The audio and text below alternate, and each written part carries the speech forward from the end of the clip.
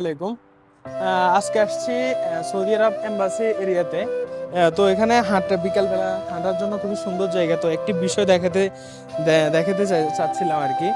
এটি হচ্ছে যে বিকেলে এখানে যারা এক্সারসাইজ করে তাদের জন্য কত সুন্দর, পার্কের ভিতরে কিন্তু, মানে এটি একটি পার্ক, কোনো মানুষ দেখা যাচ্ছে না আশেপাশে।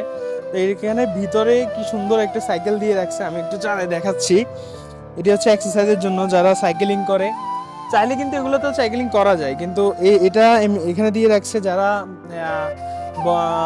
বৃদ্ধ যারা আছে তারা হয়তো বা রাস্তায় সাইকেল চালাতে পারে না, তো এটা দিয়ে রাখছে। এখন আমি একটা জিনিস দেখাতে যাচ্ছি, এই সাইকেলের এখানে কত সুন্দর একটা ডিজিটাল সিস্টেম। এই বিষয়টা, আমি কতটুকু সাইকেল চালাচ্ছি, কি কত গতিতে চালাচ্ছি, আমি যখন জোরে চালাচ্ছি তখন কিন্তু এটা বাড়তেছে, আমি কত কিলোমিটার চালাচ্ছি এবং কি আসা বিষয়। তো এই ধরনের এই যে বিষয়গুলো, এগুলো আসলে একটা দেশের